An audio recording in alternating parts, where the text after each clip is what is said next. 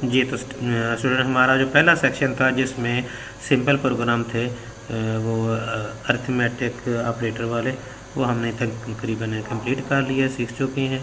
अब यहाँ से हमारे जो डिसीजन वाले जो प्रैक्टिकल है जिसमें इफ़ कंडीशन इस्तेमाल होगी, इफ़ देन एल्स होगी, तो इस तरीके से जो है वो अब स्टार्ट करते हैं। तो इस सिलसिले का हमारा जो पहला प्रोग्राम है उसमें हमने ये डिसाइड करना है कि अगर किसी बच्चे की एज 13 से लेकर 19 तक हो तो वो है हमें प्रिंट आउट करके दे कि वो स्टूडेंट जो है, वो बच्चा जो है वो टीन एजर है। इसमें हमें इनपुट जो है वो बच्चे की एज चाहिए होगी। एज के बाद अब हमने डिसाइड करना है कि बच्चे की एज 13 और 19 के दरमियान में, इसको हमने एज ए कंडीशन वेरिएबल के तौर पे हम इस्तेमाल करेंगे। देख लें जी, इंटीजर एज यहाँ पे हमने ये डिक्लेयर किया है एज ए वेरिएबल। फिर हमने ये वेरिएबल जो है कंप्यूटर को एज ए इनपुट दी है, क्योंकि ये इंटीजर था तो हमें %d जो इसका स्पेसिफाई से लगाया है। तो अब हमने यहाँ पे एज की जो कंडीशन लगानी है इफ़ सेक्शन में, वो ये वाला सेक्शन जो है वो देख लें कि वो है क्या जी कि एज जो है वो greater or equal to 13 and के दो कंडीशन हैं, एक 13 से उम्र जो है एज उसकी ज़्यादा हो और दूसरी कंडीशन क्या है 19 से कम हो। इसलिए दो कंडीशन इकट्ठा करने के लिए हमने ये एंड का साइन हमने दरमियान में इस्तेमाल किया है।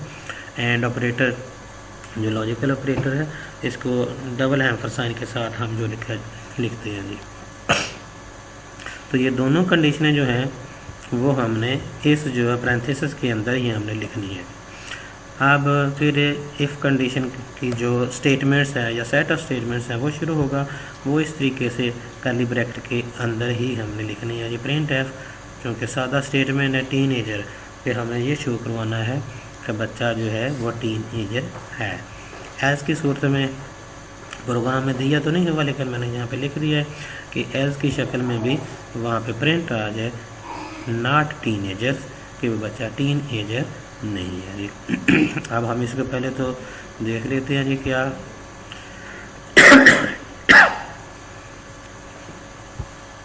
जी रन हो गया। बच्चे की हम लिख लेते हैं जी 12 है जी, क्या आंसर आ गया नॉट टीन एजर। अब हम इसको दोबारा रन करते हैं, दोबारा रन करने के बाद हम एज इसकी जो है 13 देते हैं, तो ये क्या आ गया जी टीन एजर आ गया।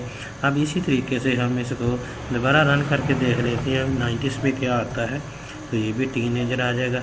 अगर हम 90 से अबव कोई वैल्यू देते हैं, जैसे 20 हमने लगा दी है, तो अब बच्चा क्या आ गया जी नॉट टीन एजर। इसका मतलब क्या है कि हमारा प्रोग्राम यहाँ तक सही जो है वर्क कर रहा है। अब हम इस कंडीशन के अंदर देख लेते हैं कि चेंजेस जो याद रखने वाली चीज़ें हैं वो क्या है कि जब हमने ये जो है ना डबल साइन इस्तेमाल करना है ग्रेटर आर इक्वल टू, तो इसमें इक्वल का साइन जो है वो बाद में आना है, लेस और ग्रेटर का जो साइन है वो पहले इस्तेमाल होगा। अगर हम देखते हैं इसको उल्ट करके, पहले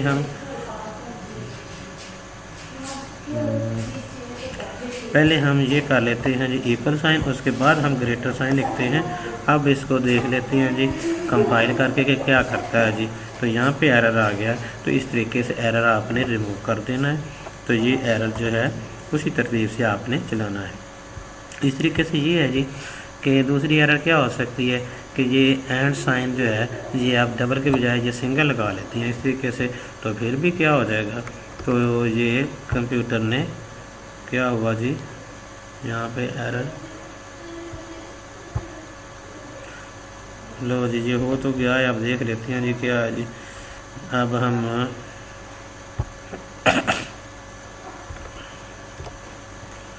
नॉट टीन एजर 45 आ गया, सिंगल से भी काम चल गया है।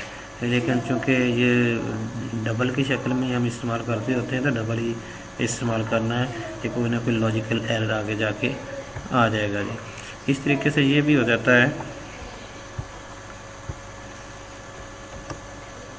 कि एज हमने वेरिएबल जो इस्तेमाल यहाँ पे किया है, ये नहीं है कि ये एक यहाँ पे कर लें, अब एंड साइन के बाद यहाँ पे आप ना करें तो फिर भी ये एरर देता है। यहाँ पे भी देखो इस तरीके से ये एरर आ जाता है।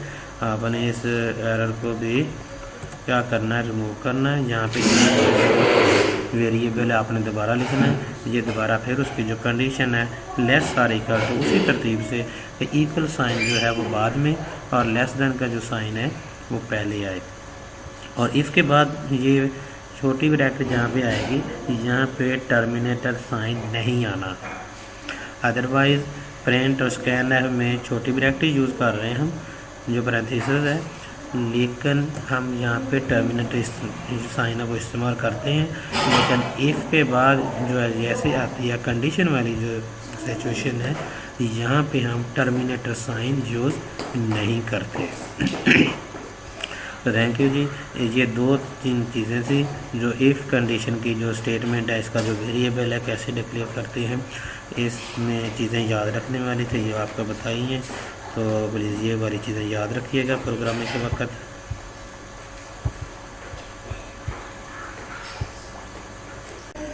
Thanks for watching. Please like, subscribe and share my videos.